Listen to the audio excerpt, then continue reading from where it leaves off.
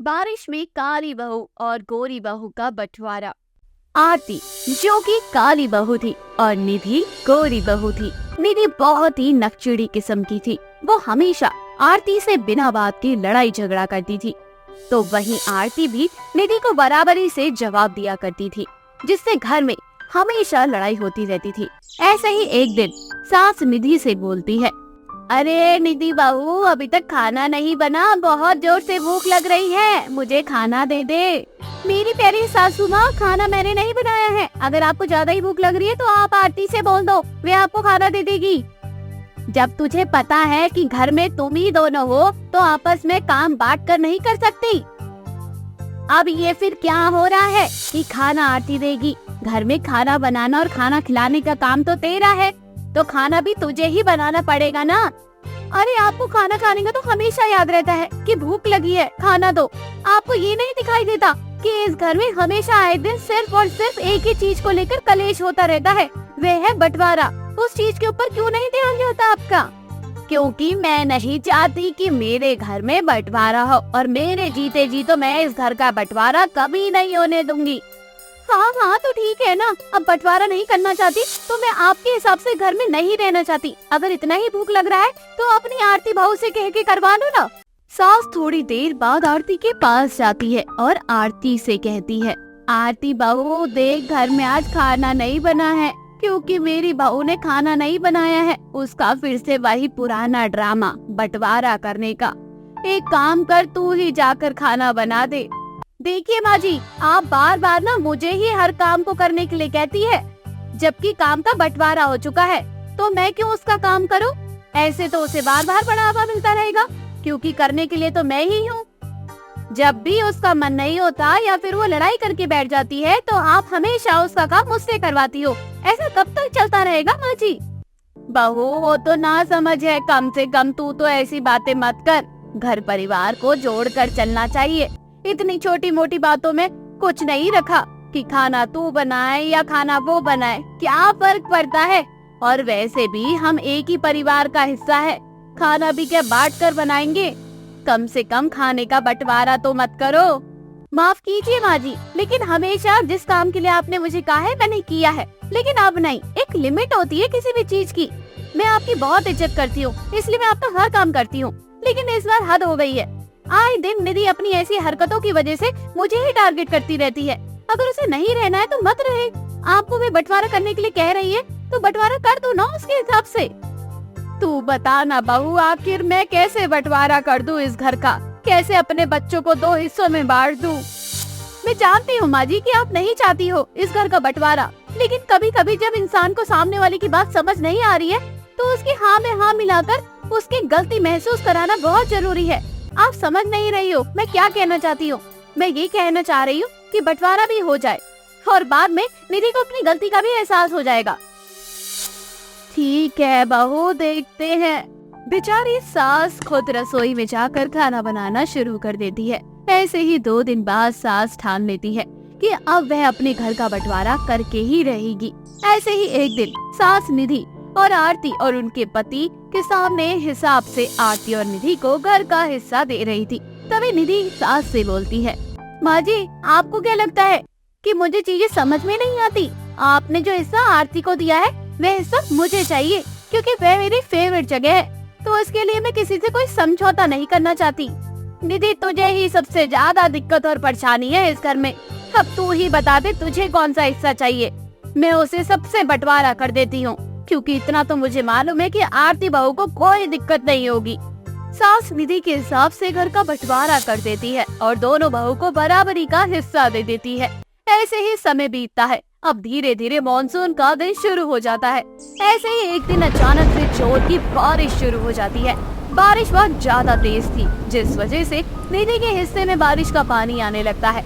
निधि बहुत परेशान हो जाती है और मन ही मन मुंह बनाते हुए कहती है, अरे ये क्या, बारिश का पानी तो सिर्फ और सिर्फ मेरे ही घर में आ रहा है, आरती के हिस्से में क्यों नहीं जा रहा?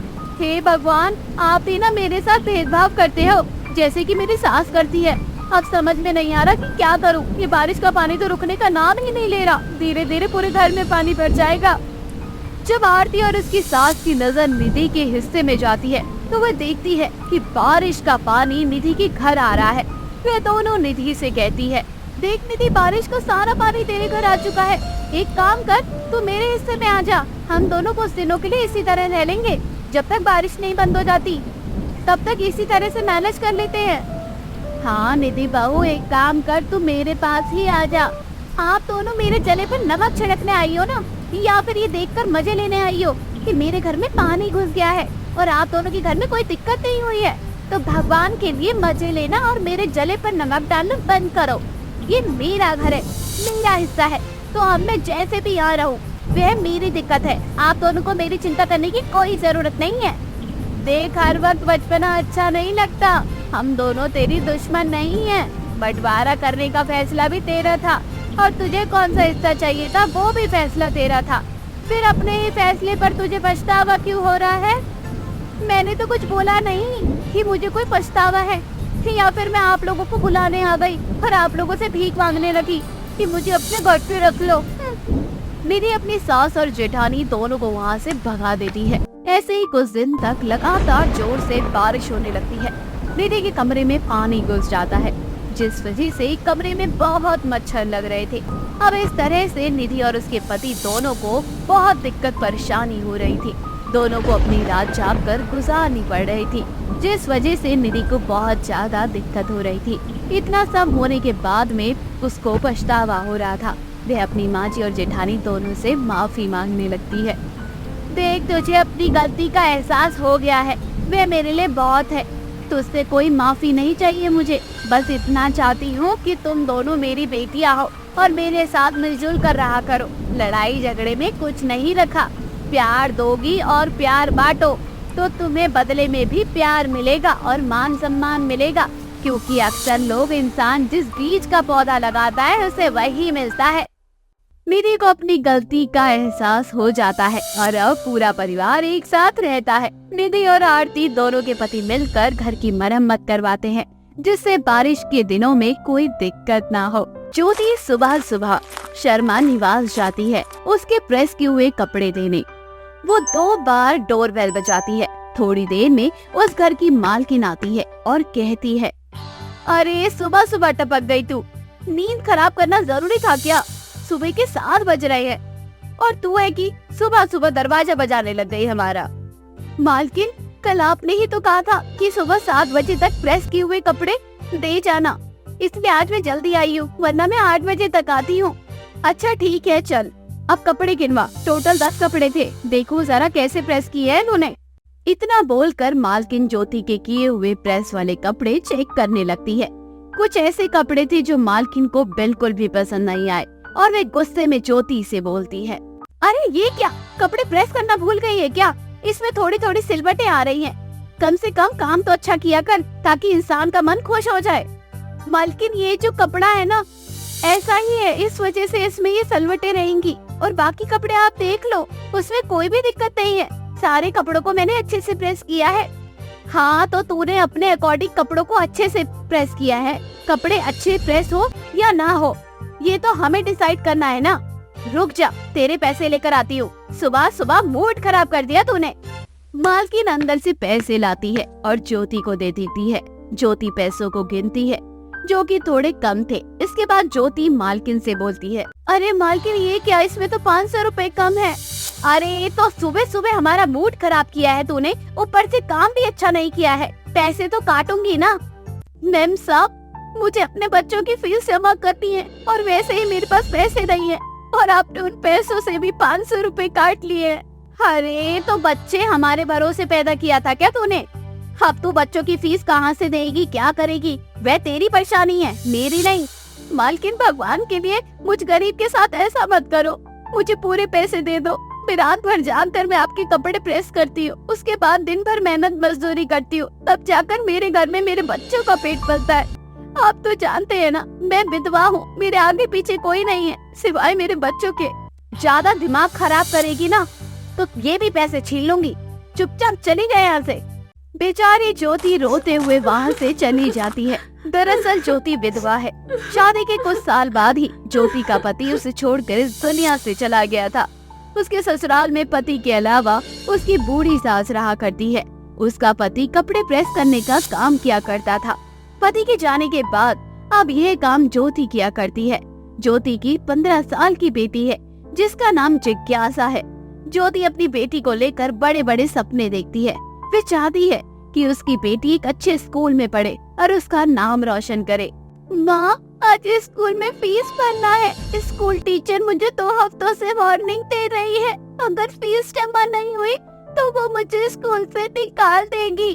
बेटा तो चिंता मत कर, आज मैं तेरे साथ स्कूल जाऊंगी और तेरे टीचर से बात करूंगी। ज्योति जिज्ञासा के स्कूल जाती है और जिज्ञासा के स्कूल की प्रिंसिपल से बात करते हुए कहती है, मुझे पता है कि मेरी बेटी की फीस काफी दिनों से रुकी हुई है, लेकिन अभी थोड़ी सी प्रॉब्लम चल रही है। इस वजह से मैं इसकी फीस जमा नहीं कर पा रही हूँ। फिलहाल के लिए मैं थोड़े पैसे जमा कर रही हूँ और बाद में आकर आपको पूरी पेमेंट कर दूंगी।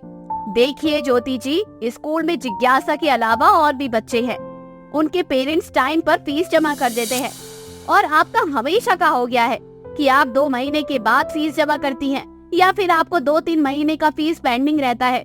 आखिर ऐसा कब तक चलता रहेगा? मैं जानती हूँ मैडम, अब मेरे घर में मेरे अलावा कमाने वाला कोई नहीं है। दिन भर यहाँ वहाँ मैं कपड़े प्रेस करके अपने बच्चों का पालन पोषण करती हूँ। मैं आपकी सारी सिचुएशन समझती हूँ। वैसे आपकी हिम्मत को दाद देनी पड़ेगी। क्या आप अकेले ही इतना सब कुछ कर रही हैं? ऊपर से आप चाहती हैं कि आपकी बेटी पढ़ लिख कर एक काबिल इंसान बने। बहुत हिम्मत है आपके अंदर। इतनी सारी प्रॉब्लम होने के बाद भी आप अपनी बेटी को पढ़ाना चाहते हैं। आप बिल्कुल भी चिंता मत करो, मैं आपके साथ हूँ। आपका बहुत बहुत शुक्रिया मैम। बहुत कम लोग हैं जो आप जैसे हम गरीब को सपोर्ट करते हैं। मेरा भी तो बहुत मन करता था शादी से पहले कि मैं पढ़ लिख कर कुछ बन पाऊँ, लेकिन गरीबी ने मुझे कभी आगे बढ़ने नहीं दिया। शादी के बाद मैंने बहुत सारे अरमान सजाए थे कि मैं अपने बच्चों को अच्छा जीवन दूंगी, लेकिन भगवान ने वो भी पूरा नहीं होने दिया। जिम्मेदारी इतनी बढ़ गई कि मैं कुछ भी करने से पहले 50 बार सोचती हूँ। लेकिन एक चीज मैंने अपने दिमाग में बिठा ली है कि मैं अपनी बेटी को एक काबिल इंसान बनाऊंगी, फिर चाहे उसके लिए मुझे दिन रात मेहनत क्यों ना करनी पड़े। देखिए, अब आपको किसी भी चीज की कोई टेंशन लेने की जरूरत नहीं है। मैं जिज्ञासा का एडमिशन एक अच्छे इंस्टीट्यूट में करवा दूंगी, वो भी हाफ फीस पर। जिज्ञासा के अंदर वे काबिलियत है कि वे आगे जाकर आपका नाम जरूर रोशन करेगी। वे बच्ची हमेशा अपनी पढ़ाई में ध्यान लगा कर रखती है। किसी से भी कोई फालतू बातचीत करना उसे पसंद नहीं आता। उसकी बहुत तारीफ होती है पूरे स्कूल में। अब मैं समझ रही हूँ कि जिज्ञासा की तारीफ क्यों करते हैं सब, क्योंकि उसकी तारीफ का असली राज तो आप हो। उसे अच्छी परवरिश जो दी है आपने। मैं आपके साथ हूँ, कोई भी प्रॉब्लम हो आप मुझे एक बार जरूर बताना। प्रिंसिपल ज्योति की मदद करती है। उसकी बेटी का एडमिशन एक अच्छे इंस्टीट्यूट में करवा देती है, वो भी हाफ फीस पर। ज्योति अब दिन रात कपड़े प्रेस करके अपनी बेटी के सपनों को पूरा करने के लिए पैसे जोड़ना शुरू कर देती है और धीरे धीरे कपड़े प्रेस करने की एक शॉप भी खोल लेती है। अब लोग ज्योति की दुकान पर आकर कपड़े प्रेस करवाते और कपड़े खुद ले जाते। ऐसे ही अब 7 साल बीत जाते हैं। ज्योति अब बूढ़ी हो चुकी थी, लेकिन फिर भी मेहनत करना नहीं छोड़ी। जिज्ञासा भी अब बड़ी हो चुकी थी। अब वह IAS ऑफिसर बनने की तैयारी कर रही थी। इसमें उसकी स्कूल की प्रिंसिपल में दोनों का बराबरी का योगदान था। जिज्ञासा दिन रात मेहनत करके अपनी पूरी पढ़ाई कर रही थी। जिज्ञासा UPSC का एग्जाम क्लियर कर देती है। उसके बाद उसका इंटरव्यू होता है, जहां उसे उसकी मेहनत में सफलता मिलती है। वे IAS ऑफिसर बन जाती है। जब ये बात ज्योति को पता चलती है तो वो बहुत खुश होती है और पूरे शहर में जिज्ञासा का नाम हो चुका था। अरे सुना है, वो गरीब औरत जो प्रेस किया करती थी कपड़े, उसकी बेटी IAS ऑफिसर बन चुकी है। अखबार में भी नाम आया है। सच में बड़ी मेहनत की है उस औरत ने अपनी बेटी को पढ़ा लिखाने में, और आज उसकी बेटी ऑफिसर बन चुकी है। सच में ये होती है लक्ष्मी। घर परिवार को कैसे संभाला जाता है वे जानती है। पति के जाने के बाद जीवन में उसके इतने उतार चढ़ाव आए हैं ना, लेकिन उसने हिम्मत नहीं हारी और अपनी बेटी को इस मुकाम तक पहुंचाया है उसने। कम उम्र में ही ज्योति के जीवन में बहुत सारे उतार चढ़ाव आए थे, लेकिन उसने कभी हिम्मत नहीं हारी और इस मुश्किलों से लड़ते हुए वे अपनी जिंदगी में आगे बढ़ रही थी और आखिरकार उसके सपने पूरे हुए।